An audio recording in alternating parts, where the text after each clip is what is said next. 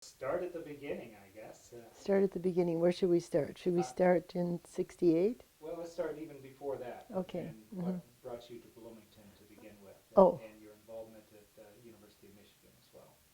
okay. Yeah, Okay, yeah. go ahead and just talk, and I'll interrupt when I get the urge. Okay. All right. Yeah. In 1960, I there was a presidential election, and I had never been involved in politics at all, but I had only had a chance to vote once, and that was absentee, and that was in 1956, where I voted for Adlai Stevenson. I was at Valparaiso, and I was one of three students, I think, at Valparaiso who voted for Adlai Stevenson. We went to the Gary Hotel to the basement. One of my professors took me so we could hear Adlai Stevenson in a closed circuit radio. But that's about all I'd done in terms of politics. But I watched what was happening with Nixon and Kennedy, and I just did not like Nixon at all. And I really liked Kennedy, and I was very anxious that he get elected, and I had no idea that anyone could do anything. And somebody said, well, if you really feel that strongly about it, why don't you knock on doors? And I said, I can't do that. I'm a shy person, and I wouldn't know what to say. And they said, well, we'll give you a script, and you go out and knock on doors. And so, really quite shaking, I went out in downtown Ann Arbor, which is a little bit like downtown Bloomington. It's student housing and low-income housing, it was. And with fear and trepidation, I went and knocked on doors and used my little script, and people would say, well, I like that young man, and I think he says good things, but I don't think I can vote for him because he's Catholic.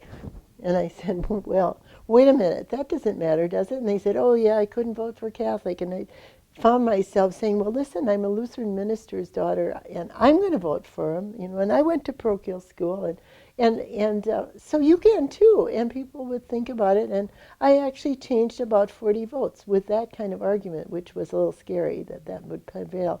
But I did knock on lots of doors, and as soon as I knocked on the list they gave me, I went back for more, and really got involved. And at the end of that, the city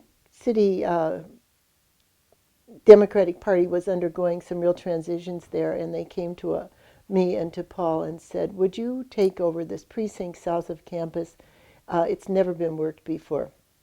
And Ann Arbor was a lot like Bloomington. It was the city government was dominated by real estate people and a few lawyers, bankers, but it was pretty strongly Republican. And we said, well, we'll work on it. And we knocked on every door, and it was one of those things where people lived in. There were single family houses that had 10 apartments in it, and we went upstairs and around the back and down to the basement and registered voters. And we actually turned that precinct around in the city election. It voted that first city election.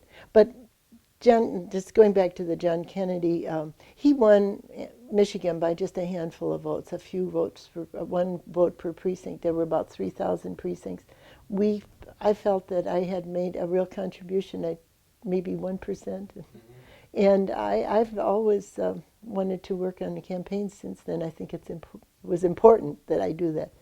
So we did that precinct. Then we came to Bloomington in 1964, and the Democratic Party here was very, very fragmented. As a matter of fact, we couldn't find it. There was something here and a little bit there. And it was 64 looked like a very important election, with Goldwater and LBJ and the war. We were worried about the war. And it felt very strongly that LBJ should get elected. And so I found myself 7 months pregnant walking up and down Hart Strait Road, which I believe was not even paved at that time, and knocking on trailers and asking people who their favorite president was, and I'd read them names like Washington, Lincoln, Kennedy, Johnson, and maybe, I don't know who the other one is, Wilson, and many people didn't know any of them, except maybe that young man Kennedy, wasn't he the one who got killed? So I thought, okay, here we are in southern Indiana, and what's going to happen to us now? Of course, 64 wasn't a good harbinger because LBJ carried Indiana, And I thought, well, maybe it's not so Republican. But of course, that's the only time I think hasn't happened since. that's for sure. But I have been involved in Monroe County in every election, even when there weren't very many people out knocking on doors. So when did you decide to run for political office? Well, I didn't. Let's see. In 1968 was a pretty difficult year here. Kennedy and McCarthy. This was the first state where Kennedy and McCarthy were in the primary against each other. And of course, during that primary period, Martin Luther King was killed. Bobby Kennedy was in Indianapolis when King was killed, and probably kept Indianapolis from exploding. He happened to be at downtown in a African American area when and announced to the crowd that King had been shot, and was able to make such a presentation that the people sympathized with him. He said, "I understand how you feel. You must be very angry. I have reason to be angry too. I lost a brother." He did it really well. Anyway, it was a very explosive campaign. People in Bloomington, by and large, were supporting McCarthy because he'd been against the war first and were mad at Kennedy for coming in. But, nevertheless, Kennedy carried the state. McCarthy came in second. And when Kennedy was killed, Brannigan, who was the governor at the time, was a stand-in for Humphrey and said he would take the Indiana delegation for Humphrey, which made people very angry. It didn't seem like the right thing to do. And that really was the start of a real shift in Bloomington, because at that point, I think people who had been mildly involved decided, well, heck, we've got to get involved in the actual operation of the party, and they became involved in, determined to become involved in the precinct elections in 1970. And that really, I think, was one of the precipitating factors for what happened afterwards. We were in Czechoslovakia in 1969 and 70. My husband was teaching there, and I was too, and we watched from a distance what was happening in the United States. We left things, very much in chaos. There was the war, there were civil rights. Terrible things happened. 1968 was such an awful year. I had finished my doctoral dissertation. I had determined, for a number of complicated reasons, that I probably wouldn't be teaching at the university, so I didn't know what I would be doing. We listened to the Voice of America which is a government radio station, and we heard discussion on that station of what was wrong with the bombing of Cambodia. What was wrong with it? Not whether or not it was wrong, but what was wrong. And we were living in a country where it was against the law to say anything negative in a group of two or more. So we just saw, that even though things were difficult in the United States, democracy was still there. And it became very clear living in Czechoslovakia that it was very, very fragile and has to be worked on. So when I came back to the United States in the fall of 1970 from Czechoslovakia, I was determined to get active politically, not knowing how much had changed here. And immediately I came here. Pat Gross, I think it was, said, we have a new precinct committeeman in your area, but he's probably not going to do anything, and it's okay with him if you take over the vice chairmanship as long as you do all the work. And I said, okay, I'll do that. And I found a sort of vice, a young man on campus. At that time, our precinct included the whole Green Acres and all the campus south of 10th Street. And we just worked the campus up and down the halls and everything. And Vance Hartke was running for re-election. He had been the first senator really to speak against the war. And so we worked very hard for him.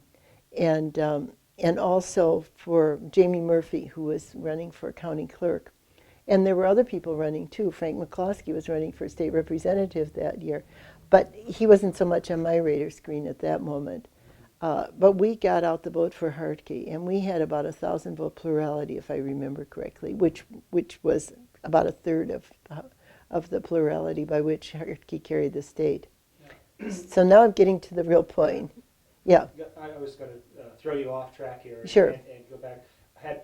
Before you went to Czechoslovakia, had there been much student unrest on campus at that time? this was not a campus where there was much student. There was student unrest, of course. There was. It wasn't as exciting as many places. Although I did not go to get my doctoral hood in Ann Arbor because in the weekend that I would have gone, the library was burning and the black students were on Dunn Meadow protesting. There was a lot of volatility here that could have gone either way. And there were people on campus. My husband was one, belonged to, can't remember what it was called, the Peaceful Faculty Coalition. I'll remember that later. But in any case, and more or less as a monitor to make sure that there was a lock-in in Ballantine Hall, a number of... No, that was in 1970? No, that was 67 or 67, 68, okay. 67, 68, something like. It was before we went to Czechoslovakia. But in 69, we went there in the summer of 69, and that's when the black students were really milling around on Dunn Meadow, and the library was burning. They were disconnected events, as it turned out, but they felt as if they were somehow together. They didn't know that at the time. Thank goodness they were disconnected events. But there was certainly, there were protests without question, but we had no destruction here. And frankly, in retrospect, the mayor, John Hooker, I think really asked the police to take a light hand towards things. The police did not overreact to what unrest there was. And that was very, very important, I think. There was... and there were some mitigating forces on the faculty, particularly, to mitigate the reaction of some of the administrators who might have wanted to take a stronger hand. But there was a lot of discussion back and forth. Yeah, I just saw the PBS segment on the protest in Madison, Wisconsin during that time. Yeah. And where they brought the city police in Yeah. and started beating Yeah, the yeah. protest. So it was very Peaceful protest. That's right, and I think that a lot of the things that got out of that became less peaceful, it was because of the reaction of the administrators and the police, the cities to the protests. They overreacted. Mm-hmm. That did not happen here. We were really fortunate, I think. In any case, we came back, and as I said, I was working on this precinct, and after that fall election in 1970, the county chairman, Ed Tracy, came to me and said, "Charlotte, we've never elected a woman to the city council here." I said, "Oh, I can't believe that. Really? That's terrible." And he said, "And so we'd like you to think about running." I said, "I can't do that. I don't know anything about city council." He said, "Well," he said, "go and watch a city council meeting and see what you think." He said, "I think you can learn." So I went to a city council meeting here, and there were a number of issues which were fairly volatile, people cared about. There were things people wanted to ask questions about, and I went to the city council meeting, and the meeting started, and a bunch of white men, of course, came marching in, 9, and sat down and started saying, okay, we had the ordinances read by title only, so if you didn't know what was in that particular ordinance, there was no way to find out by being there. And then they would basically say, all in favor say aye, opposed no, and they do away with the agenda in short order. It was very, very efficient. However, there were all sorts of people in the audience saying, wait a minute, I want to know what you're doing here. What are you saying? And I think I was particularly sensitive to it because of the time in Czechoslovakia. I thought, this is a democracy where we should be talking about what's going to happen, and the people need a voice. And feeling very, very strongly, I think it's probably the most important thing to me is making sure that people have a voice. And I left thinking, well, I could do better than that. But there was something else that was going on in the community at the time, and in that interim between 68 and 70, two local nonpartisan organizations had developed, the Citizen for Good Government and the Voters Union. And Citizens for Good Government was like an outgrowth of the League of Women Voters. They wanted to get a lot of information out and find out what candidates were thinking and get that information out in a very kind of scholarly and neutral but fair fashion. I got involved in that year too. I interviewed a bunch of township trustee candidates and learned more about trustees than I had ever imagined. So that actually was also going on in 70. But the Voters Union was more militant, and they were very good at figures. They really they were more interested in organization, finding out who the voters were, where they were, how many there were, and then the Voters Union developed an agenda, basically, that these are the things that we really want to see happen in this community. And by the city election, they had a very clear agenda. They wanted to see a small claims court. They wanted to see something done about environmental issues. They wanted to have a strong human rights ordinance. They were concerned about the zoning ordinance. And there was a whole list of things. And basically, the Voters Union interviewed the candidates that year to find out where candidates stood, and then endorsed them and slated them, and then took those slate around the city and campaigned, and they knew where they were most likely to get pickup votes. It was a very important element, I think. So there were a number of things going on all at once. As I mentioned, Jamie Murphy was a county clerk, elected in 1970. She was a Democrat. She believed that people should vote. She defeated a woman who was quoted as having said, the fewer people who vote, the better. It's just so complicated having all these people vote. So it's just tidier, in effect, to have fewer people vote, and that would include students. Well, students could vote then in 1970. Jamie Murphy said, whoever wants to vote can vote as long as you meet the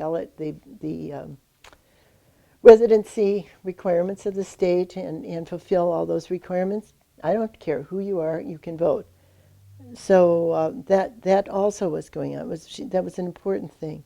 And then people were just fired up. It was a time of excitement in the country, and people wanted to see some change. So there was a slate of candidates evolved in the 1971 election. Frank McCloskey had been a very energetic candidate for state rep. He didn't win, but people noticed him, and he was in law school at the time. And somebody said, I think that he'd make a good mayor, and he eventually became the mayoral candidate. There was a primary in 71. The former mayor Tom Lemon, who had run at different times in the past, decided that he had come back from Cincinnati, where he'd been postmaster, and he decided he wanted to give it a try again. So that a lot of the old-time Democrats felt, some loyalty to Tom Lemon, and they would support him. And a lot of new people liked the idea of somebody totally new. And Frank is very smart and very charismatic, and Roberta, his wife, was an amazing organizer. She knew her precinct numbers backwards and forwards, and she was relentless in getting people out. So Frank became one of the mayoral candidates in the primary, and he won the primary quite readily. And totally new people came forward. I did agree to run, and there was a religion professor, Jim Ackerman, a bunch of people. The Voters Union grew out of the Rural Computing Center, which wasn't the Rural Computing Center at the time, but that's what it was.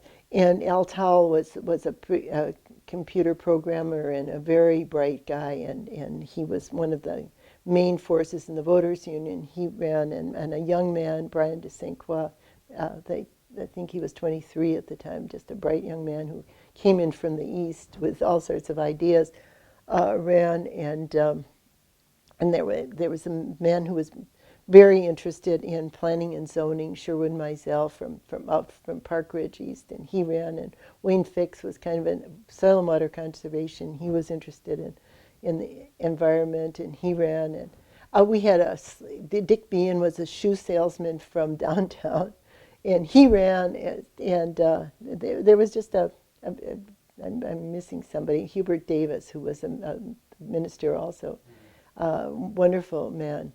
He ran. I don't think I have 9 yet. And we had a woman from the west side who ran in the primary, and then an old-time Democrat beat her on the west side, and ultimately he was the one Democrat who didn't make it. In any case, it was a wonderful, a real mishmash of people who had not been involved in politics before. And we eventually came together pretty much around the Voters Union agenda, and ran as a slate and worked like mad. Who were the leaders of the Voters Union? Well, Al Towle was a major leader. Ed Kubitis was another person. Bruce Ashby, who died a number of years ago, sadly. And Dick Martin was there, and he's still around. Richard Martin, he's still around. Jim Dorr, I see him occasionally, but he's not very active anymore. He hasn't been for some time. They were bright and intense people who really had a focus on what they thought should be done. It was a really interesting bunch of people, and we were running against a bunch of good, nice guys, but we were under somebody had read the Indiana Code and found out that city council members could originate things, could initiate legislation. It didn't have to all come from the mayor.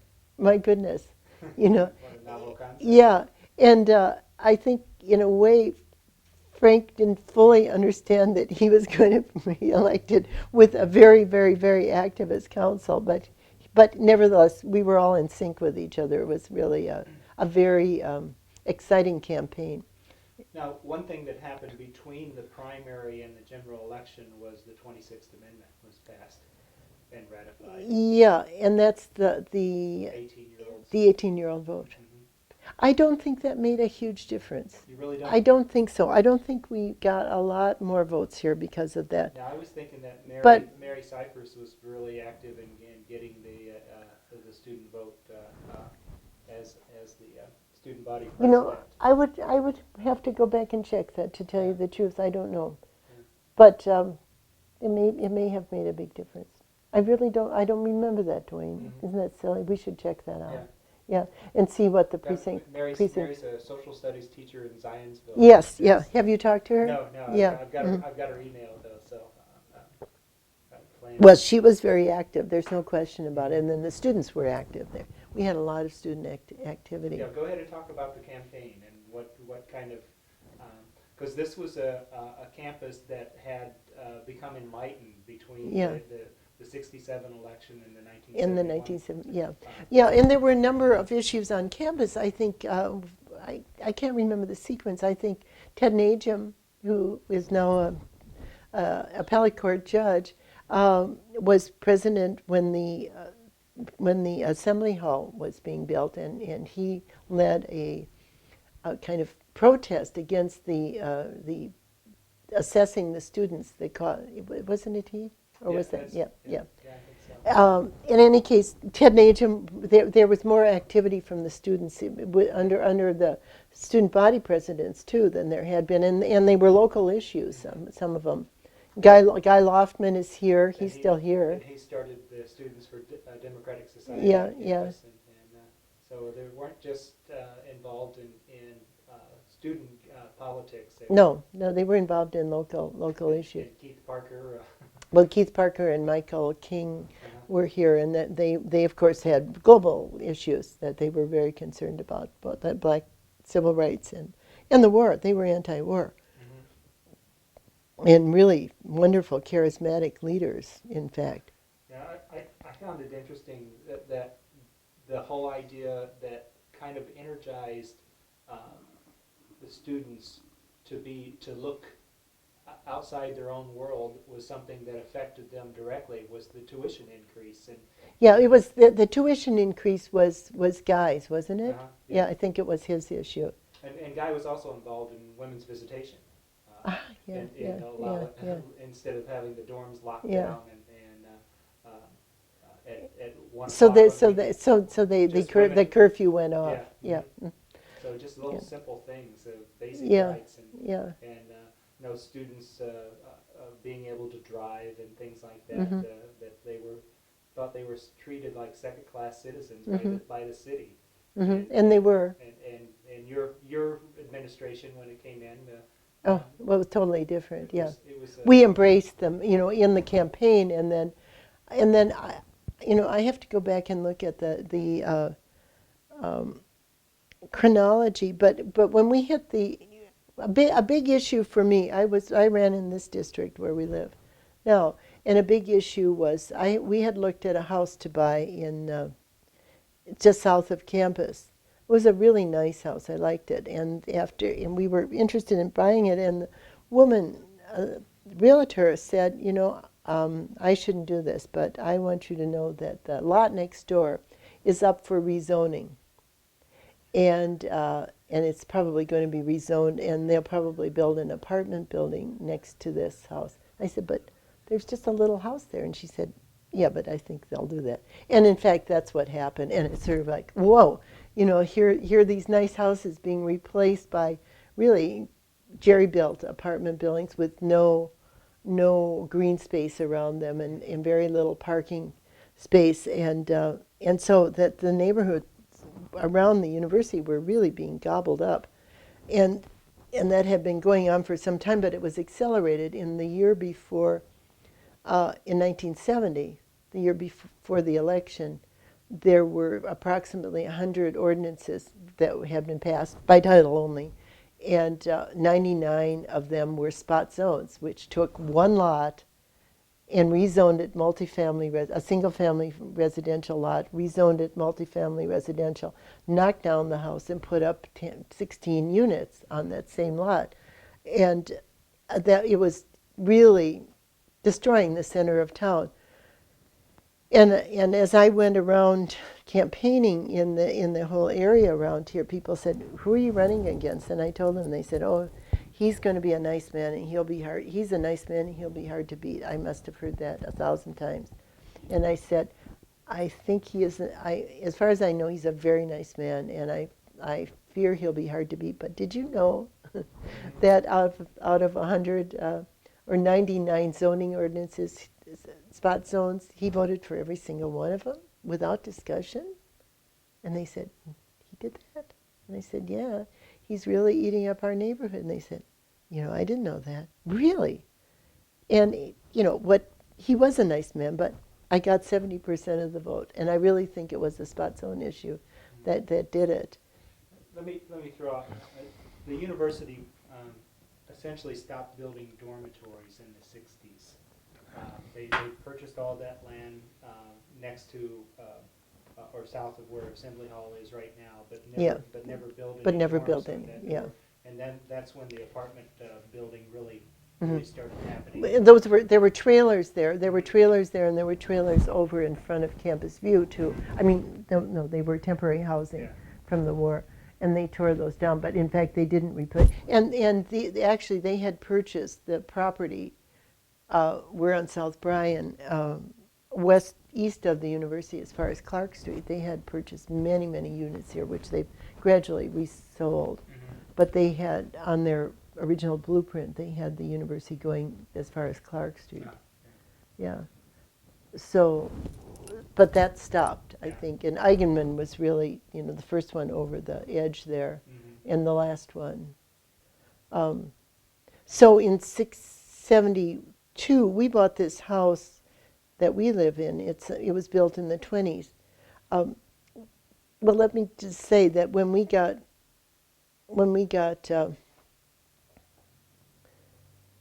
elected, the first meeting, we did get elected, and the first meeting that we convened, I was elected president of the council, and we started by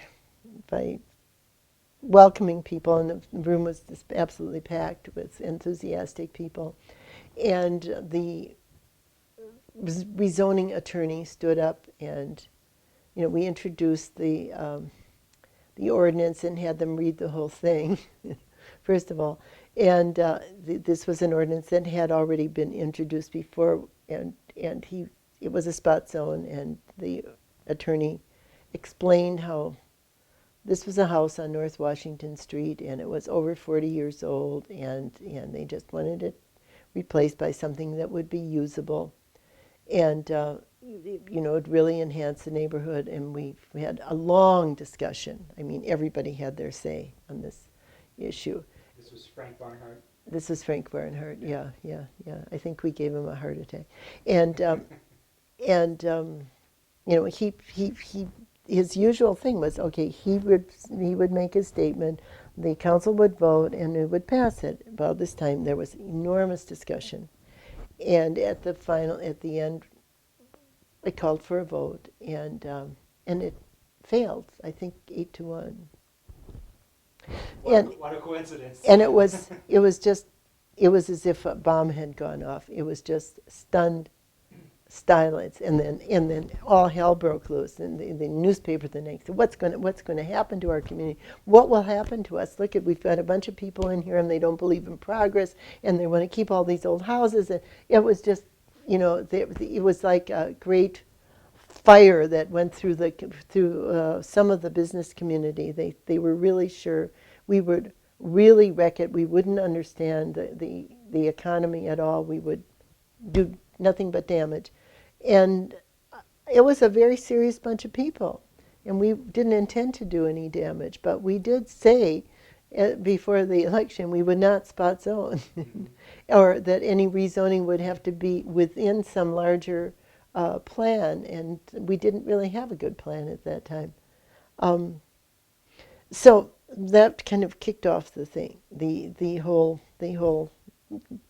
revolution. But the main thing was that, boy, at that meeting and at subsequent meetings, people got to talk, and pretty soon we became a public forum. The meetings lasted very long.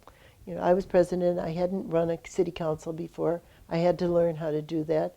Everybody else had to learn how to, behave according to Mason's legislative rules, which are something like the Robert's Rules of Order. But we also were committed to letting people have their say, and about anything. It really did change things. But gradually we became more efficient. However, as I said before, the newspaper said that they thought that we were a circus, but we thought we were a democracy, and we were. The war was still going on, of course. At some point, and I can't remember, I think it was bombing of Haiphong or something like that. It was a significant moment in the Vietnam War, which precipitated reaction throughout the country. And we were very concerned that Bloomington not erupt, and that the students not get overly, that they would have a channel. So we went to we called the student body. Frank called the student body president, and Frank and I sat down with the student body president. We brought in student leaders to City Hall and said, we want to know how we, as a community, can react to this that will be peaceful and effective. And we decided as a community that City Council and the mayor would go out and have petitions signed. We would set up speeches in the City Council chambers and on the square where both sides could talk, and I remember I went out, and we had the student leaders involved in that. We went out as pairs throughout the community and with petitions to have people sign to protest whatever it was. Yeah, and it was very peaceful. I mean, we didn't. It was really an interesting, amazing situation. I think the police were wondering what in the world we were doing. I think I found out later that they were watching me very carefully for fear that something might happen. We had some very angry people come to the city council. They were really furious with us. They thought we were, really killing people by resisting the war.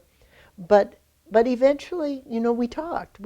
We had different side, and we all sat in the same room. And maybe people didn't entirely hear each other, but they were in the same room having some sort of a discourse. And I learned things, and they learned things. We all learned things. I think it was the way to do it. Mm-hmm. Now, talk a little bit about how the city's approach to dealing with students, Well, one thing we developed a lot. I was talking to somebody this weekend about service learning, and involving students. And one of the things that happened is that we started making all these commissions, and we began to think a good thing to do. We needed staff for all these boards and commissions we were creating, and a good thing to do, not too expensive, would be to get really good students as work study. And we got staff for the Environmental Commission or for the Human Rights Commission from the campus, students. They were becoming staff in the city as, they were work study, but they had a lot of responsibility. And we began to incorporate students into the city government. I'd really not thought about that for a long time, but I remember Clarine Riddle was a human rights aide or student. She went on to be Attorney General of the state of Connecticut. She's Clarine Nardi Riddle. Her brother is the judge over in Owen County now. Yeah, but we had wonderful students who, emerged, and they became part of. They got on. They would apply for positions on commissions, and we would appoint them. They really became part of government. And I think we called on the university for their expertise on things, and the university really hadn't been asked to join. So we developed a. So who were some of the people that you were dealing with the university there? Well, we dealt with people who emerged, and there were a lot of students. But I remember George Smirk and Mr. Dick Pfister, some of the economists at the university came and offered their expertise, and a number of people from the law school, Pat Bode, came forward and offered their assistance. People began to emerge from a lot of different directions. One of the things we did when I was running for city council. I have a doctor's degree, and I live in Bloomington, and I know how to do a few things. I couldn't get a job here. There weren't many jobs for people like me, and I went to the Chamber of Commerce and asked them about what was happening with economic development. How were they working on developing jobs? And I was told rather condescendingly that. We really didn't need jobs in this community. I mean, there were a lot of low-income people, and they can do anything. We're not worried about them. And then there are people, their faculty, wives, and so forth, and, we don't have to worry about that. We don't really need jobs. We're fully employed here. I was just astonished. There was no real energy that I heard that we should be considering ways in which to employ people more effectively. I realized from doing some volunteer work with the Community Action Program and with the Red Cross that we had a lot of very low-income people who were not very well educated in this community, and that we really have a kind of split community here. But I began to understand that more and more. And when we were elected, Brian de St. Croix, the youngest member of the council, took it on himself to create an economic development task force, really the first formal effort to look at jobs in the community that within anybody's memory. Mm-hmm. And a number of us participated on his task force. I did support services, and so I really looked at what was happening in the area of child care and transportation and health care. Was Brian a graduate student, or was he working in No. Columbus at the time? No, he wasn't he came here to work for the Community Action Program. Uh-huh. Yeah, he came from Boston, and I don't remember exactly why he came to Bloomington. He knew somebody. I know Paula White knew him. Paula, who's the head of Student Legal Services now. But and then he got to Bloomington. He was working for a Community Action Program for a while.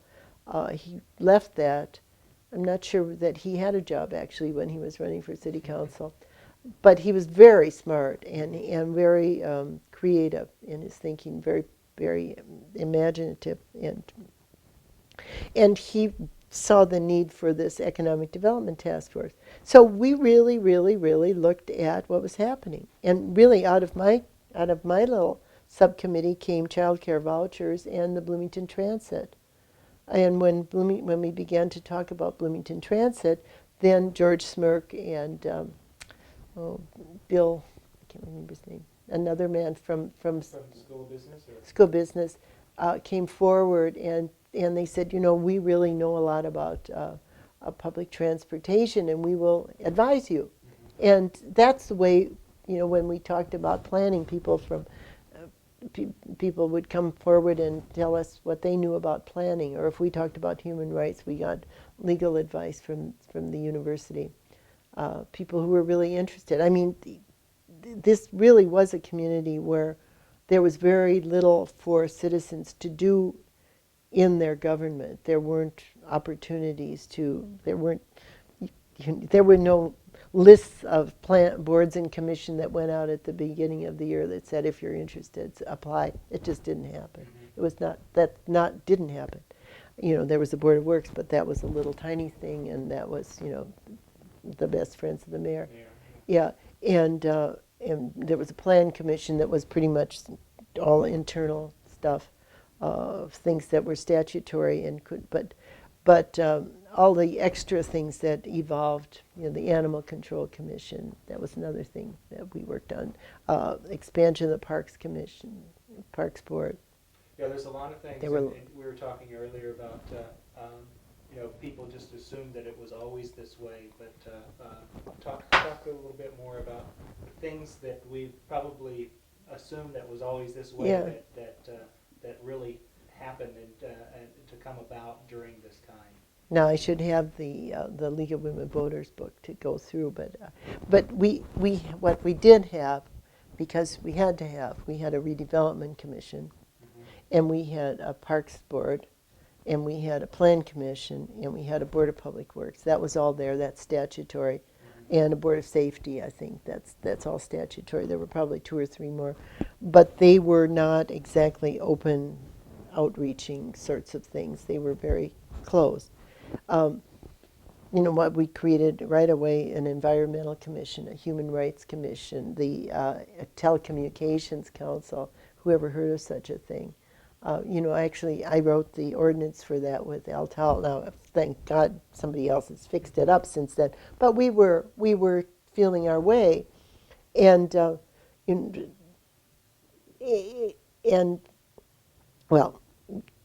the city now, we've got the community and family resources that evolved over a period of time. But this economic development task force, the economic development commission, there wasn't anything like that. The extra boards, that have grown out of all these statutory boards. There was a board of what do you call it? zoning the variances. Zoning Appeals Board. Yeah. That's statutory too. Those were there, but they were people didn't feel as if they were part of that. They just didn't. And all of a sudden, partly because they would come to the meetings and we'd say, boy, that is an issue. And to this day, people are saying, why is the city council doing with this or that? Well, they said that at the time. Although we were dealing with things, the Historic Preservation Commission, a prime example. That was totally created. So out of a handful of 5, we've got sort of a panoply of probably 25. And, it's what one of the things that people say drives some people crazy. There are all these people that you have to talk to or that you can talk to. There's all this stuff going on. But in fact, it's what makes Bloomington attractive. And if you're really interested in participating in government here, now you can find a place to do it. Imagine being on the Farmers Market Advisory Board or all these things. Farmers Market, we created that in 1975. The Environmental Commission was terribly important. We actually put into place the Utility Service Board, which was an option, but it wasn't operative until we created it. So was that just done through the city clerk's office before that? It was just, yeah. Mm-hmm. Yeah, it was, or its controller's office. Didn't take a lot of, there wasn't a lot of activity surrounding that. So I really should get a list, Duane, and tick it off. But and of course the Commission on the Status of Women, Commission. So go ahead and talk about that as far as the whose idea. How did the discussion begin? The Commission on the Status of Women. Well, it was a time that things were happening. Women were for one thing, I was the first woman elected to the council, and that was happening a few other places in the state. There were some women elected in Fort Wayne and more elected in Indianapolis and Gary and not Terre Haute, but some other places. And we began, it was just at the very beginning of the Equal Rights Amendment ratification process, and there was a state, not statutory, but a kind of volunteer commission on the status of women. And we began I brought a bunch of people together, 15 or 20 people. I tried to get as big a diversity as I could. Vitaly Farrow was on that committee. Recently I was somewhere and she said, well, I met this woman. She came up to me and said, who are you and why are you here and will you come to my meeting? That's what she remembers me. I don't think it was quite like that, but anyway, it probably was. So we had about 20 women come together, a very diverse group. And I said, do we need a commission on the status of women or are we fine? And I didn't make that decision.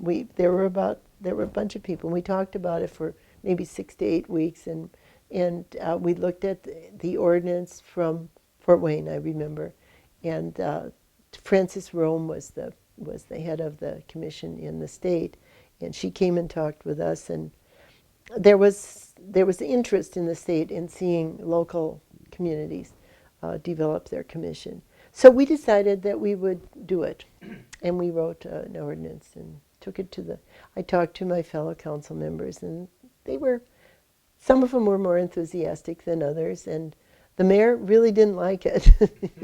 He said, we've got a Human Rights Commission, we don't need this. And I said, this is not doing the same thing. We want to determine what the status of women is in this community so that if it's something that needs work, we can do it. And the Human Rights Commission isn't a fact-finding commission in the sense that we were talking about the status of women as the status of black males is a commission now. Well, there's another one for you. Because as was pretty clear to me, women were here with competencies and with knowledge, but with few opportunities. But to make that point, we had to have better information. talk a little bit about the relationship between the mayor and the city council, and you know, he's got what he thinks is a working majority, and of 8-1, but it wasn't always that rosy. It wasn't always that rosy. He did veto the Commission on the Status of Women, but we overrode it. Yeah, well, you know, we were all new, and there wasn't precedent for the kind of council that we were about to become. He couldn't quite have predicted how unruly, from his perspective, we would be. And the landlord-tenant ordinance, that was another one. How could I forget that? It was a big thing. Oh, yeah, that really was. That really was. And that lasted a long time. Yeah. Just and the whole housing code enforcement business, that was very much something that we were concerned about. That was on the voters' union list, actually. But Frank came, and when you get into a position, you find that there are pressures that maybe you haven't predicted, and he found that, and he began to get advice from people who weren't us, and sort of moderating the position. Maybe the voters' union was going too far, and Frank, you have a future, but not if you go over there, and you know, and so he kind of he was with us some of the time, and with us not some of the time, and so we had some very good days, and we had some pretty bad days. I think one of the things that we did, and the council really pushed this, was the unionization of the police and the firefighters. We actually kind of pushed that, and he resisted that. And there were forces that said, "You don't want to do that. You don't want to give that power over." The council happened to think that was a good idea, and I think it was. I mean, it systematized the relationship between the city and those professional people. But there were things like that where we really didn't see eye to eye, and we really argued, both publicly and privately, about those issues. And the council sometimes did not vote the way Frank wanted, and sometimes he did not do what the council wanted. And so there were tensions that developed over a period of time. I think. And one of those led to you challenging him in the primary. Yeah, and that was a big one. Yes, it did. It was tough, but I was very active. I was a full-time council person. Until '73 when Marilyn Schultz and I and then Ann Braun started a store, which took a lot of time, but we did that to meet a payroll, as we were accused of not having done. Is that the reason why you started? One of the reasons why you started? Oh, it was a main reason. Yeah. It was one of those things. Marilyn and I, in the spring of 1973, were here. She was elected. She'd been elected to the state legislature. How did you meet her? She was a member of the voters' union. She interviewed me, decided whether or not to slate me. I think that was the first time I met her, and we became friends. And then she decided to run for state representative. She was a graduate student in French and Spanish, and had been teaching at DePauw and was a teaching assistant here when on the voters' union, and she decided to run for the state legislature and won. And immediately started learning about school finance, and she was interested in the university's funding.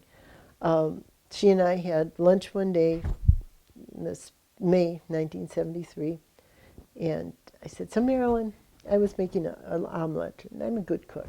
I made a really good omelet, and we had a bottle of wine." I said, "Marilyn, so how do you like the legislature? How's it going?" And she said, "I really like it, and I'm learning a lot, and I think I'm really, doing a pretty good job." But she said, "These guys keep saying to me, how can you possibly understand a budget if you haven't met a payroll?" And I said, "Isn't that strange? That's what happens to me here too." And I said, "It's so strange because, gosh, I've run a family for 15 years now, and I know how to add and subtract, and I really do understand these things." And she said, "It's just something."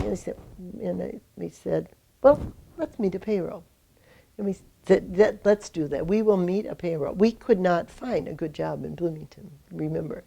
And so we would meet our own payroll and decided that we would start a restaurant, and then about 5 minutes later, with another sobering drink of wine or something, we decided that that was not a good idea, but that a better idea would be to start a store that would sell things that we wanted to buy. So that was our marketing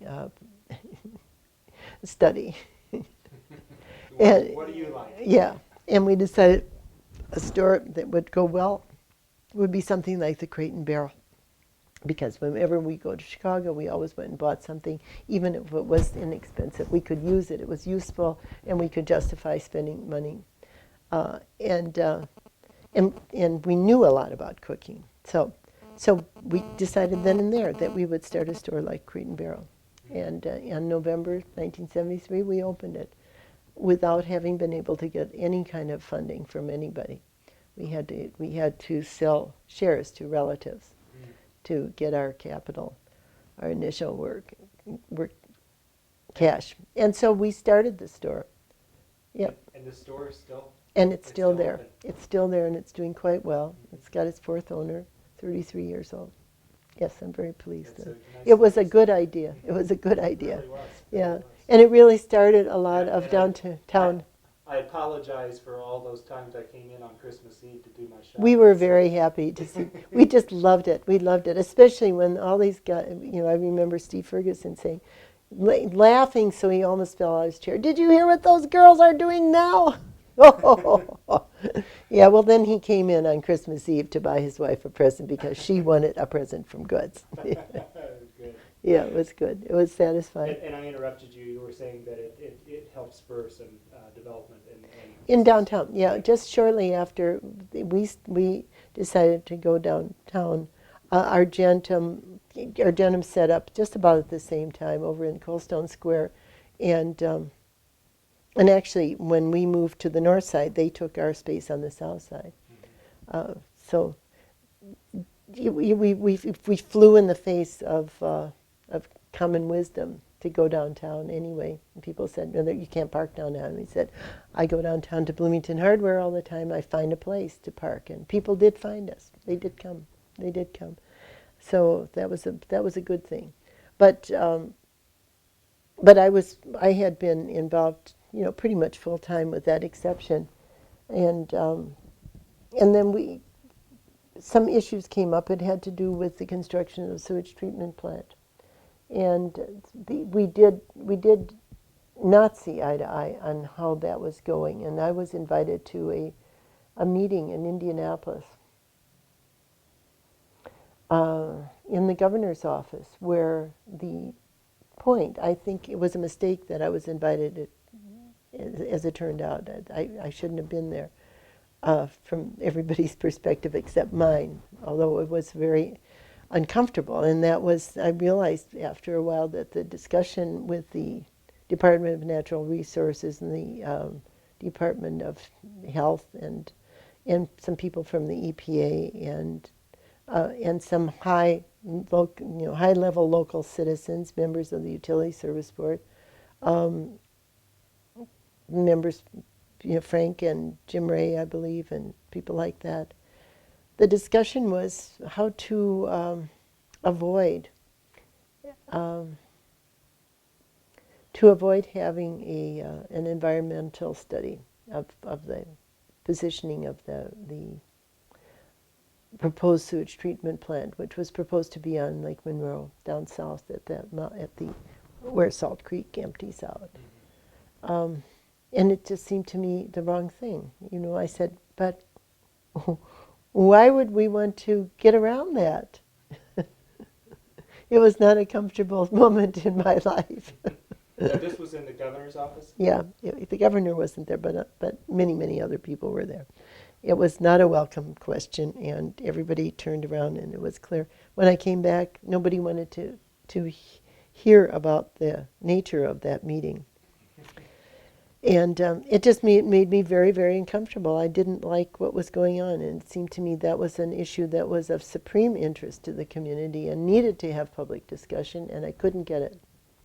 So I opposed it, and I ended up running against the mayor, with that being one of the big reasons. I didn't win, but I actually did. I got a lot of votes, and you know, in retrospect, it probably wasn't the smartest thing I've ever done, but it was on principle, and you know, the issue again was the public participation, as much as anything.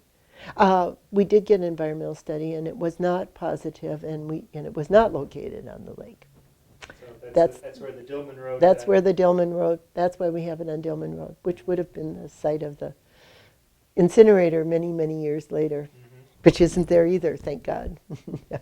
Okay. I'm going to change tapes if you want to stretch for a little Yeah. bit. And, no, I've had the opportunity to go with you door to door during campaigns, yeah. and seen doors slammed in your face. And, Yeah. so you encounter people on a personal level and so many different varieties throughout your years of civic involvement. So Yeah. go ahead and talk about just meeting people that for the first time, and Yeah. how this shy person turned into this woman in the hat. Yeah, I don't remember where the hat came from, but in one of the things in Michigan, I learned that I really like people. Actually, I just and I am a minister's daughter, and I always had to. My mother did not like being a minister's wife, so I ended up answering the door a lot when my father was not at home, and taking care of people. Letting them in when they were very unhappy. Especially in St. Paul, when I was in my early teens and in my teen years, I had to be the one to deal with people, and I did. I calmed them down and so forth. So I did learn to interact with people, whether I wanted to or not. And then I found out, knocking on doors, that people like to talk, and they'd like to talk about them more than about me, usually. And then that's very interesting, and they're very interesting. Yeah. So I've found that over a period of time, I just like to hear people's stories, and then I also like to hear what their issues were. And I found I'm pretty good at problem solving. I'm fairly tenacious. So if something comes up and it seems manageable, then I try to figure out how to fix that, and then I don't like to not solve things, So that's actually stood me in good stead. Yeah, I suppose in the city council initially, absolutely, when I was county commissioner, which is a magnified can of worms, one thing after another. Yeah. Now, since I've got a microphone on you and the camera here, I'm going to ask you about saving the courthouse. Oh, okay. And some of the issues that you encountered there, and some of the allies that you found along the way. Now, it was interesting. Of course, when I was elected county commissioner, which was so unlikely in 2000, I mean, I had run for Congress and I did pretty well, but I didn't do well enough. And then 2000 came along, and it seemed like, not 2000, but 1980 came along. And that did not look like a good year for Democrats. And so Frank McCloskey called me and said, "Charlotte, we've been talking, and somebody's got to run against Bill Hanna." And I said, "Absolutely, Frank, you're absolutely right." I remember I was painting the kitchen here, and he said, "And we've decided that it should be you." And I said, "Come on, Frank." I know. That is absurd. And he said, no. He said, "You're a really good campaigner, and I think you could really beat him." And and then Mary Alice Dunlap, the firm, called and said, "Charlotte, we've been talking." And I was still painting the kitchen. And by the time the kitchen was painted, I said, "This is absurd. I can't do that." Anyway, I won the election in 2000 by maybe 200 votes. It was very close, but I had to get something like 8 or 9,000 votes more than Carter in this. Yeah. And Vi Simpson and I were elected. Now Warren was also elected, but that wasn't. Vi Simpson was elected auditor. Was a big surprise to everybody, including. Yeah. So you never expected. I certainly ran to win, but I had no idea whether it was possible. And suddenly I was a county commissioner, and of course, people felt that that the county council was overwhelmingly Republican and very conservative, and clearly thought, oh my God, here's this woman going, and what does she know about roads and all that stuff? Yeah. Well, I think, so I had to find my way in that, and one of the things I did was sit down with the county council. I watched and watched, and I saw the county council. Bill Hanna never went to the county council. I started going to the county council before the election. Hear what they were saying, and never went to the county council, but I there to listen, to learn how they were doing. And I learned to know, Norm Anderson. He sort of said, well, we kind of think you're going to be crazy, but we'll work with you. And Don Wagner said, well, we live here by the golden rule. Then what's got the gold, they do the ruling. So I thought, I think they're serious. And I have a feeling that it's a really important thing for the commissioners to work with the council if we're going to get something done. And I did not run not to get something done. And there was a lot to do. And the county courthouse was a shambles, and in very bad shape, and smelled bad, and the ceiling was falling on Judge on boy. Hill? No, not Judge Hill. Dixon, on Judge Dixon. Yeah, his ceiling. And when I said, so I was assigned immediately to be the one to do the space needs, because Phil and Warren were tired of it. And so I started going around and asking people what they thought, and where were we going. And there was a petition drive going on that was started actually after the election, and I thought it was a mistake. Certainly the council thought it was a mistake, but Bill Hanna and Warren decided they'd go ahead with it to save the courthouse, and I had no choice but to pick it up and run with it, but and to do a lot of work to figure out an answer. The council told me they wouldn't entertain that unless we came with a full-blown plan, and we didn't have a full-blown plan. I tried various things, but when it came right down to it, we didn't have it.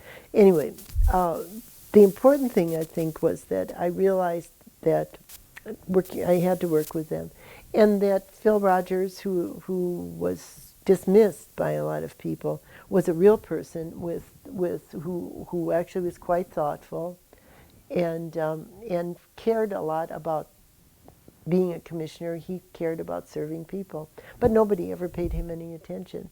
But he was there, and Warren and Phil and I were the three commissioners, and so I tried to learn to know a little bit about him. Several issues came along in which I found out that Phil and I really saw things more eye to eye than I did with Warren. One of them was the culverts on Baby Creek Road. Oh, yeah. And so Phil and I gradually became allies on some issues. And so, that was so unexpected, and so, and it turned out much later, I found out, I was actually very respectful of him, and that had not been the case with my predecessor. He was not treated very well. So and gradually Norm Anderson, and they turned down when we came in with a bunch of petitions and a kind of half full plan to save the courthouse, they simply voted no. They said, the council voted no. It was April, I think, of the first year. And I thought, okay, now we're back at square one. What are we going to do? So I sat down with Norm Anderson. I said, we've got to solve this, and I don't know how we're going to do it, but I think, will you work? Can we work together on this? Because it's pretty clear that the council has to work with it. The commissioners have to work with the council. That was kind of new for him. And he said, sure, we can do that. And we had a big meeting of all the people in the county government, and had people give us all their thoughts and ideas, and then out of that, I created a steering committee of 9 people who didn't agree with each other.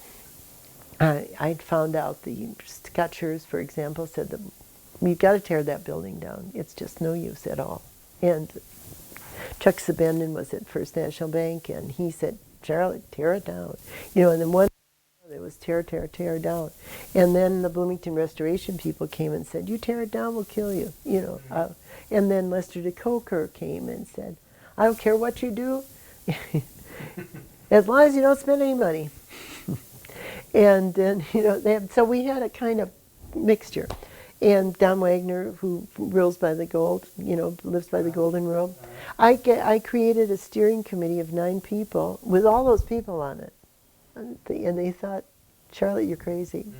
But I figured, wait a minute, we've got to solve this. And there are all these different positions. And we've got to resolve them ourselves. So Scotchers was on the committee, and Lester Coker was on the committee, and Rick Zabriskie was on the committee, and Don Wagner was on the committee, and then I had Terry, God, my mind is going, Terry, of the university, Claypax. Terry Claypax, because he knew something about space needs, and there were 9. And they were very disparate people. And we spent about 3 months determining that, yes, we had a problem. We finally agreed, yes, we had a problem. And then we spent another month or 2 defining that problem. and then I said, so now we need some solutions, now that we agree we have. So bring me all your dumb ideas. Well, I didn't say it that way. Bring all your ideas and we'll look at all of them. And we began gradually to pare down the options. And at that point, I worked closely with Vi, and I persuaded the council and the other commissioners that it would be a good thing to hire an architect to give us some specific options. And we did that. And Larry Burke was an architect here at the time, and he came up, and I said, we need 5 options. Do nothing. Well, I said, just bring us a bunch of options and give us the operating expenses over a 20-year period as well as capital expenses, which was a tall order. And Larry worked on that for some time, came back with 5 options. And then I asked Frank McCloskey if we could get a city-county community meeting, and he helped me do that. We had about 150 people on the committee, and presented them with the options and asked for their responses. And so out of that came the decision that we ended up with, which was to restore the courthouse and to build a new building, the Justice Building, and to restore the courthouse to but then we had that idea, but what were we going to, well, Lester said, fine, that's fine, as long as we pay cash for the courthouse. And I said, well, Lester, we'll try. We'll have a capital campaign. And you're in charge of going to the corporations and raising money, and I will work on meeting doing other things in the bake sales and so forth. And what happened, I also went to Tom Hirons and said, Tom, I'm not going to go down with this. We've got to make this work. And I need your help. I think we need a campaign. And he agreed with me. And so we created that campaign. He was very, very important, I think, in the Let's Save It campaign. And, we did have bake sales, and we did. And we sent out a letter to every single property owner in the community, and that letter was paid for by paper and printing that was donated by Rogers Corporation. And Rick Richter thought, well, this is kind of a goofy idea, but let's try it, and was very supportive. So gradually, people who I hadn't always worked with in the past began to become allies. It was very interesting. Bill Cook told us that if we would give him $2 million and promised not to say anything or do anything, he would take care of it, since we clearly weren't competent to do that. And I said, and he then sent a copy of that letter to about 15 other people in the community, just so they know that that he had offered to accept, not to give, but to accept $2 million, and that he would take care of it. And of course, that was out of the question. I mean, you don't do things like that in government. You have to have bids and things like that. Besides, it was pretty outrageous. Nevertheless, that was turned around in the public eye, as if he offered to give us $2 million. He never did that. He never did that. And so we proceeded to So he was going to have Pritchard Brothers do that for $2 million to do the... Yeah, whatever, and whatever it would have, Yeah, and he, yeah. he had no idea what he would do with it, in his way. But yeah, that's right.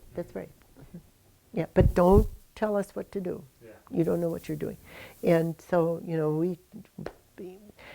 so we went through our process, and eventually were able to, we had our campaign, and the campaign caught fire, and people really liked it, and they thought the idea of keeping our courthouse was, after all, what the community really wanted to do. And went to the we went to the county fair. We had a booth. We wore buttons. We had coffee cans around, banners and bumper stickers and the whole paraphernalia of a campaign. And when the day came, and I said, Lester, we're going to have to circulate petitions in case we don't make enough money in this fundraising campaign. Reluctantly, he admitted that might be true, but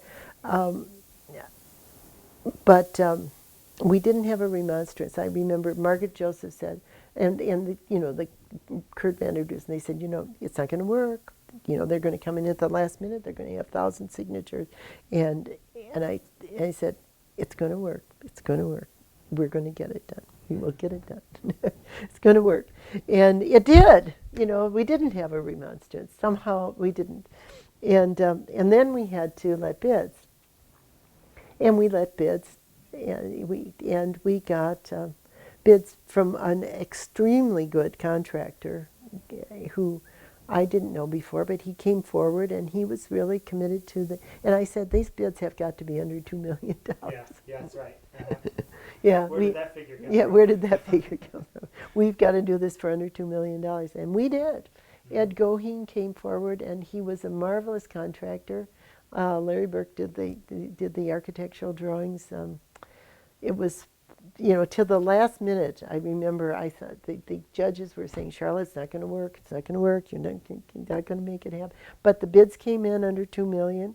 He went out and found marvelous artisans in the area, plasterers and woodworkers and terrazzo finishers and painters who recreated the old courthouse. I mean, they had to do a lot of that from just drawings, but they didn't have to do the posts around the rotunda because, of course, when we broke the ground, so to speak, we took a sledgehammer, borrowed a sledgehammer from Bloomington Hardware, and hit the wall really hard on the third floor by the court, and there, lo and behold, there were the banisters were still there. Yeah, it was pretty exciting. Kurt Vanderdoos was there that day. He remembers that. Okay. Yeah, and I and they became believers. And the council came along. I mean, gradually, everybody came around to that decision. And I think your work ethic and diligence of staying with a project wins a lot of people over. Ah, well, that's nice of you to say. Yeah, I think I don't fly in and out. Yeah. Yeah. Well, I did stick with it. Yeah. I stuck with that. I stuck with the incinerator. Yeah. Yeah. What else do you want to talk about? If you're well, if I can, I have this opportunity here. Yeah, I do. The truth is, That was a very exciting time. You know, it was totally exhausting. I didn't think I would run. I really had to debate at some length whether or not to run for re-election in 85, in 80, 84, yeah. And I really didn't, I was not convinced that, I just was tired. You know, we had the Justice Building was underway. We created a holding corporation, and that was underway. And so we were really solving the space needs problem. And you know, the highway department was in good shape. We'd redone the airport. That was another big event. We worked out a bunch of stuff at the landfill. And we were computerizing. You know, and I just wasn't sure I wanted to run again. That it was up to it, and debated at length. And in fact, in the '84 election, I didn't campaign very hard. I was busy doing the courthouse and the Justice Building and all those things. But in '84, then the whole PCB consent decree unfolded, and we found that we had PCBs in the landfill too. That we were, of course, well, it was not a terribly big surprise, but that we really, so we had to be part of that, and we also were in charge of the solid waste stream. So I did decide to run again. I didn't campaign very hard. I almost lost, and there was a recount. But in that interim, just about the time of the election, the consent decree really became very, very vivid, and I began to focus on it. And over Christmas, I had it, and I read it through, and I thought, well, what's this all about? You know, I had 3,000 questions about it, and then of course the remonstrators, lots of them came forward, and the attorneys assured me that everything was in order and we should just kind of go for it. And county just plays a little role. They just have to make sure the garbage gets to the incinerator, and you know, and no problem, because you're just going to burn this stuff, and so then you won't have a problem anymore because burning just takes care of everything. And I kind of read it over and over again. And I thought, there's something uncomfortable here. So I began to ask questions, and I began to listen to the people who were very concerned about it, and who, you know, there was a really unpleasant city council meeting where they voted on it. And I thought, you know, those are my friends. They won't do anything that isn't totally good. But I read it, and I listened, and I asked questions, and I called people, and I started, and then I said, okay, then here, I'm uneasy about this. I don't like everything here. And I think we should have a public meeting. Meanwhile, you know, I was reelected, and suddenly I was the only Democrat, and there were 2 Republicans.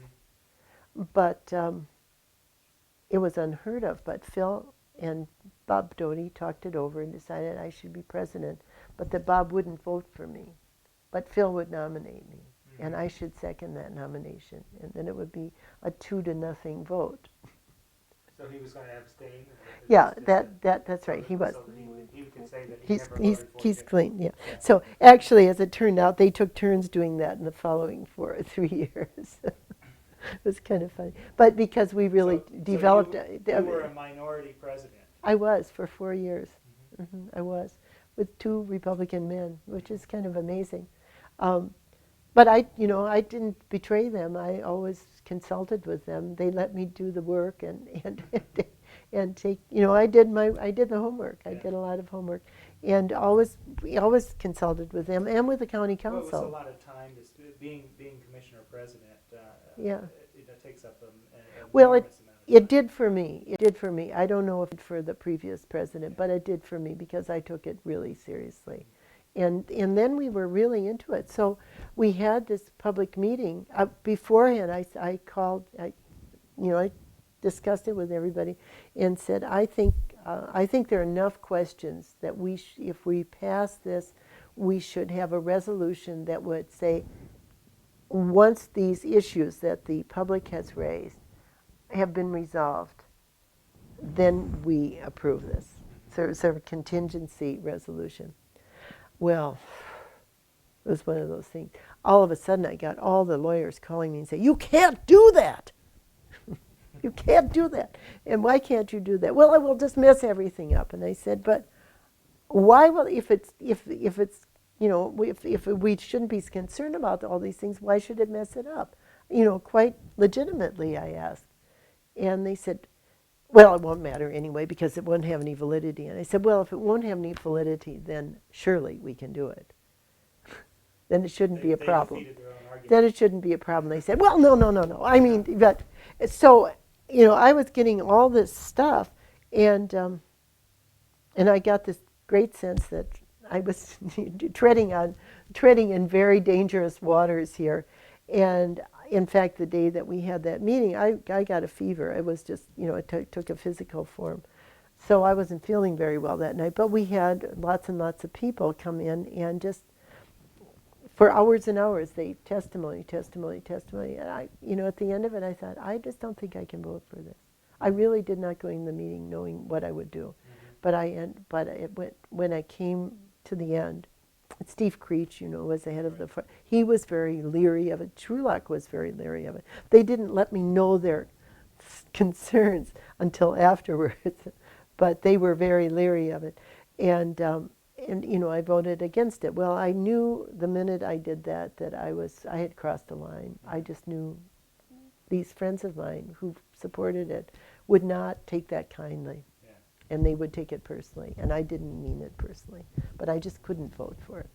And in retrospect, I wish I'd understood what I did earlier, so I could have argued against it. I could have persuaded other people, but nevertheless, okay. So there we have it. People would have known where your position was all along. Yeah, and that maybe we could have changed something along the line earlier on.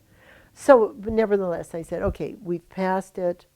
There were votes against it. I wasn't the only. They were Carl Harrington and Morris Binkley voted against it as well, and on the county council, and everybody said, who cares? You commissioners, council, you don't have to vote on it. But I said, yes, we do. We need to have some commitment of one way or another.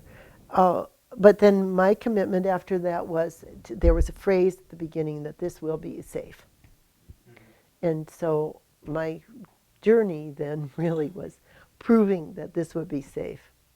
And of course, we couldn't prove that because it wouldn't have been safe. There was no way it could have been either effective technologically or that it would have been safe.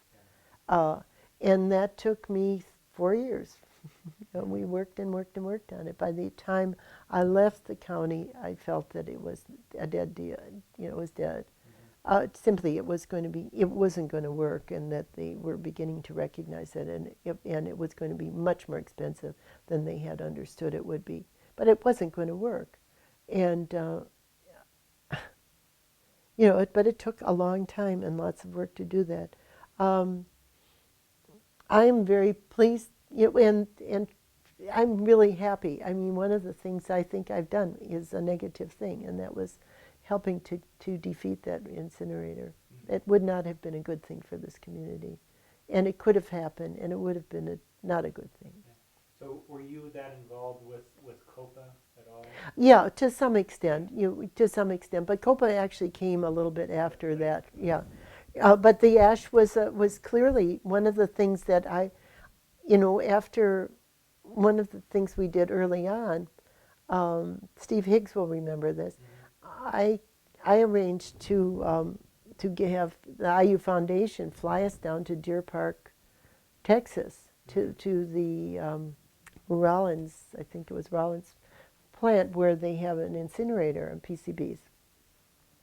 And we got down to the Rollins incinerator, and we went from there to El Dorado, Arkansas that day, and a bunch of people came. Now, John Langley was there. We went in. Rollins said, "So how many barrels do you have of PCBs?" And John Langley said, "Well, we have 685 cubic yards." I said, "Soil?" And we said, "Yeah." And they said, "Do you have any idea how much soil, how many cubic yards you're going to have of contaminated soil when you're finished?" And we said, "What do you mean?" They said, "Well, it fluffs." And John said, "What?"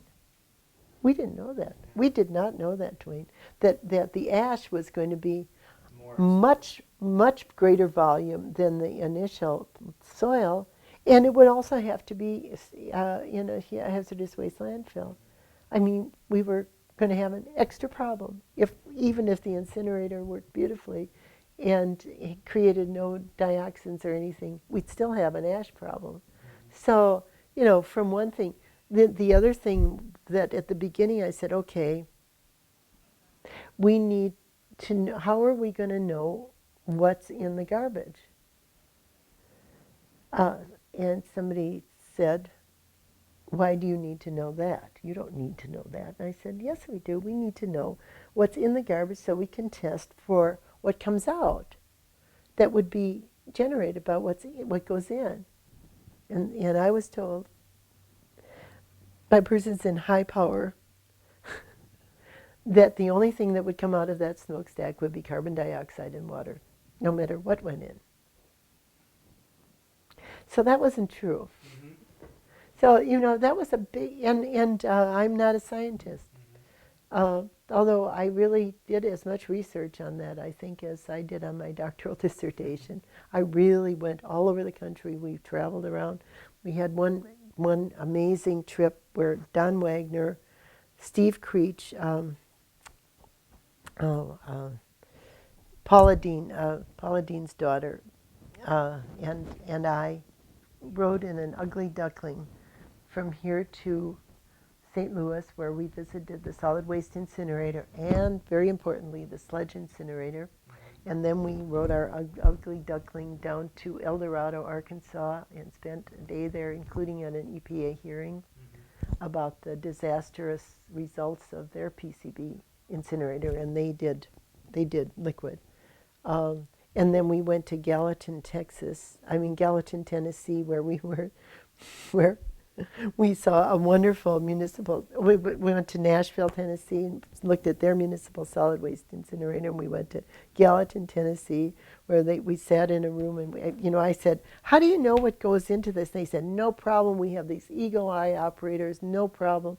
And these eagle eye operators are up here, and the trash is down there. And we were in a kind of conference room. We heard this terrible noise, and the eagle eye operator had picked up a solid steel door, 4x6, and dropped it into the hopper, which just ate the insides out of that thing. I thought, okay, if they can not see a 4x6 solid steel door, how can they pick and choose whether or not they're going to put contaminated stuff in there?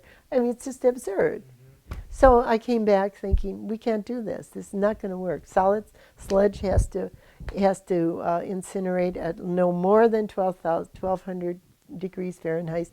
PCBs have to have at least 2,000, preferably 2,200 degrees Fahrenheit to vaporize, which may or may not create dioxins, but nevertheless.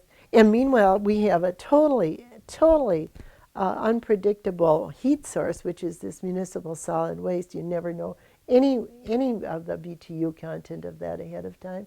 It's going to have to be supplemented. It's not, it's going to be really expensive to do that. It's not going to work. You can't. It won't work. I went on the speaking circuit, and I was told if I continued to do, by my own county attorney, if I continued to do stuff like that, I would be in contempt of court and would probably go to jail. So I then ended up talking with some civil rights attorneys and environmental people in Washington, saying, "Can I go to jail for saying this?" He said, "Have you ever heard the First Amendment?" I said, "Does that work here?" Yeah. So we had then a series of speakers in to try to educate the public about what was going on here. There was a lot of work that went into that whole thing. In retrospect, I can't even, so many people, I was calling people all over the country, in fact, all over the world, just saying, give me more information. I need more information. I need to understand this, and I need to be able to explain it, because I began to understand it. It wouldn't have worked. So why do you think you would take the time to understand this? Why did you do this? Well, it wasn't a good thing for the community. It was terrible. And I was responsible. I was a county commissioner. I felt, I didn't know what, I was responsible, I felt. hmm I was there, and it was my job to make sure this was safe, and and it wasn't going to be safe, and I didn't want it to happen. I didn't think it was good for us. It had nothing, actually, it had very little to do with me. I could have gone away. Yeah. hmm Yeah. So I don't know. So other issues that you've taken on, your Planned Parenthood involvement. Yeah, another thing. Yeah, And somebody your told. Middleway House. Yeah, Somebody once told me, "Oh, you're the lady who swims upstream." The Yeah. lady who swims upstream. Yeah, but oh, I don't know. I think I honest the older I get, the more I think my early childhood was a very important thing. I really did take very seriously my role as the minister's daughter and the religious upbringing that I had, my Lutheran upbringing, and of course, which brings with it guilt and responsibility in great quantity. But also, do unto others as you would have them do unto you. And once you've got the opportunity and the responsibility to do something, you've got to do it as well as you can. So, Toby finally, Planned Parenthood was another thing which I think is very, very important. I think it's really important that children be loved, and that it's a very serious thing to have a child. You don't want that to happen accidentally any more than is necessary. People should be prepared to take care of children. It's not going to happen most of the time, but if we can help people be in that position, that's a good thing. That's a good thing, and I think it's a kind thing. But when things changed at Planned Parenthood, there was a merger, and my job description changed, and Toby came and said, "I want you for this new job," and I said, "Oh, I've got a job. I'm not going to do this." And she said, I said, "I'll find somebody for you." So I gave her names of people, and finally she said, "I want you for this job." And I said, "Toby," she said, "I know I can't pay you much. You'll have to take a huge cut in pay, and it's absolutely bottomless, endless. I don't know how you're going to do it, but I think you can do it, and it's going to be, impossible." And I said, "Okay, that sounds good to me." Really, yeah. impossible. There you got it. Yeah. So and we've gotten a lot done there. It's not. But one of my favorite remembrances of you is seeing you driving the recycling truck around town. Did you see that? Yeah, it wasn't so long ago. I drove it again. I found the funniest thing was the last time I drove it was to do some shredding for John Sheehan. Oh, yeah. He was really surprised. But everybody was sick, so they said, "Charlotte, will you please do this?" So I found myself out on the storage units off of 17th Street. Oh, I almost didn't ever get out of there. So talk a little bit about some of your the things that you remember so fondly about your involvement in civic life here in Bloomington. Uh-huh. Let's go ahead and talk about that. Well, I've learned to know thousands of people. And learn, as I said, I think people are very, very interesting, and they have lives. And I think, in little ways, I hope I've solved little problems, little bitty ones, sometimes bigger ones. But that's been, I don't reflect on that very much. But I probably, when I do, I feel that that's a good thing. And I know people from all over the community, and I feel as if one thing that I've brought to this, I'm very well educated. I've traveled a lot. I've had a lot of experiences. I can speak several languages. I can get along just fine with the president of the university and kind of hold my own. And I also feel very comfortable talking to people who have practically no education and who, and have some real issues in their lives, or who have very happy lives, but very, very simple. And I feel comfortable with pretty much every segment of the community. And I don't think a lot of people feel that way. Yeah. You know, so that's for me very nice. I can see the community from different places. And that still goes back to being that Lutheran minister's I daughter. think it does, yeah. You know, my father who spoke Greek and Hebrew, and you know, and was very good at as a parish minister. He was really good at going, you know. And so I spent time out in the farms and you know climbing in the hayracks and stuff. Yeah. So I think that's something that I really treasure. Mm-hmm. Yeah, just I think that may be presumptuous. I think I have a better sense of a broader view of the community than a lot of people do, and that's a gift to me. Yeah. And you like challenges. Yeah, I guess so. Yeah, I do. And I'm a hard worker, you know, who knows. And I'm very fortunate. I've got good health. I appreciate that. Yeah. Those German genes. Terrific. Yeah. Okay. Yeah. I think we'll call this a wrap for today. Okay, see if you've got anything you can use for that, and then we'll go on to the next one. I think, you know, I think I have very strong feelings about a lot of things. But I think one of the good things that's happened to me is that I've learned to listen to other people and hear what they have to say. And usually I try to make things happen the way I think they should. But I've also learned that sometimes they should be different. And I think that the kind of that I don't think that I've backed down on major issues or major principles, but I think I have learned, and I think I can have helped other people on occasion see that it's important to give some and to respect what other people are saying, and not to be as confrontational as I think I am sometimes, but that eventually you can get where you want to go more likely if you use understanding and information instead of insisting on people going the way that you want them to be. Yeah. Mm-hmm. Yeah. So much of the discourse is who can shout the loudest. Yeah.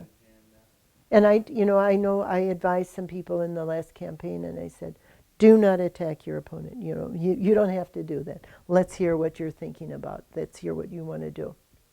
And I'm advising candidates now to do that. And I mean, I may be wrong, but I think that you everything counts. You know, everything you do counts, and and it has ripple effects. And if you can keep it positive, it might have better effects all over that way down the line. Yeah, advice that you would pass along to maybe the young housewife who's thinking of running. Who's yeah. very, very intelligent and wants to get involved, but is too shy. Is too shy. Yeah. What would you say to them? I would say if something is very important to you, you should do it. And you know, I rely a lot on, you know, I keep saying, I have a PhD, it's filed away, but I think that gathering information and knowing what I'm talking about gives me some confidence. Yeah, and people can learn that. And the fact is, I think most things that are bad that happen come out of omission rather than commission. I think they're worse sins of omission. So if we see something that needs fixing and don't do it because we're afraid to or because we don't think we can do it, bad things will happen. I think you have to try. Mm-hmm. Mm-hmm. All right. Yeah. Thanks. I do believe that, actually.